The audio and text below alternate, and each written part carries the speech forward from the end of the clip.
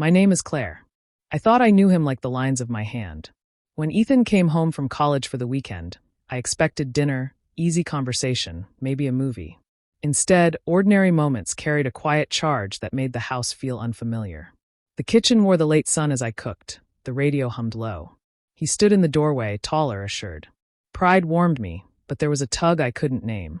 At the table he talked about classes and friends, yet his eyes kept finding mine, holding a little longer than comfort. I told myself I was imagining it. Still, the air felt changed. We chose a movie for cover. In the dim living room, his hand brushed mine, reaching for popcorn, and a small spark traveled through me. His fingers lingered a heartbeat. My breath stuttered. I pulled my hand back, the motion small but necessary. "You okay?" he asked, concern softening his features. "Tired," I lied, though the truth was naughtier. He smiled, but the smile carried a gravity that made the past and the present sit uneasily together. I remembered him as the kid who cried at the end of cartoons. Now that same look held adult longing I didn't know how to accept. Sleep was thin. Memory and unease braided. First words, bike rides, the easy rituals that used to define us. Morning brought a brittle calm. He suggested a hike, and I agreed, thinking familiar paths would shelter us. The trail was as we'd left it, the trees indifferent witnesses to whatever we were about to test. At a clearing where the valley opened, he lowered his voice. "You've always been more than someone who looked out for me," he said. "You've been my anchor." His hand found mine, warm and intentional.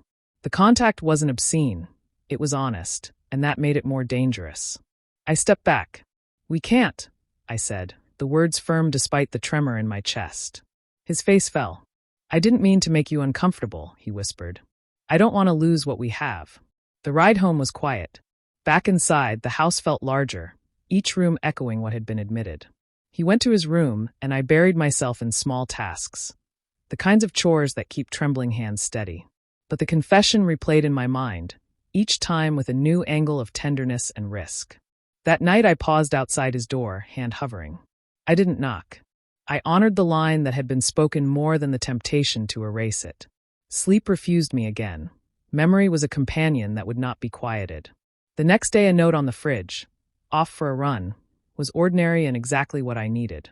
He returned with a sheepish grin and tried to mend the fabric of our weekend with jokes and careful conversation. We practiced civility, relearned small talk, and discovered that ordinary things could be steadying when chosen purposefully.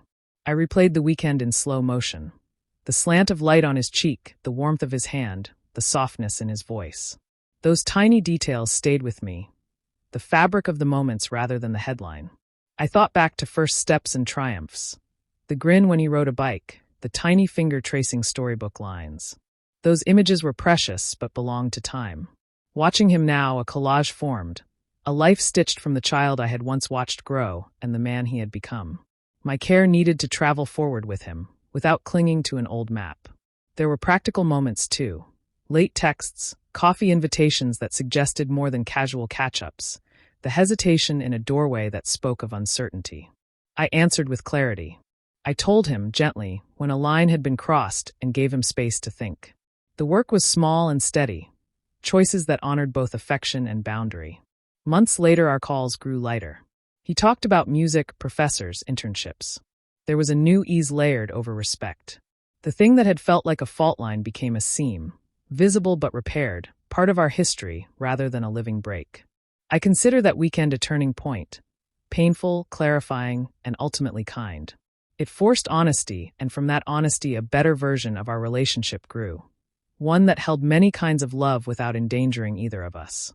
When he packed his bag and hugged me at the door, the goodbye was brief but honest. His hold was sincere, our eyes meeting in a way that acknowledged what had happened and what we chose instead. He walked away, and I stood on the porch feeling both the ache of loss and the relief of clarity. It was a quiet, resolute ending to a delicate chapter, one that left room for both of us to grow without compromising what mattered most. I'll tend that quiet garden, pruning where needed, allowing growth where it is healthy. In the weeks that followed, boundaries and kindness became the compass by which we moved forward, steady, hopeful, and intact.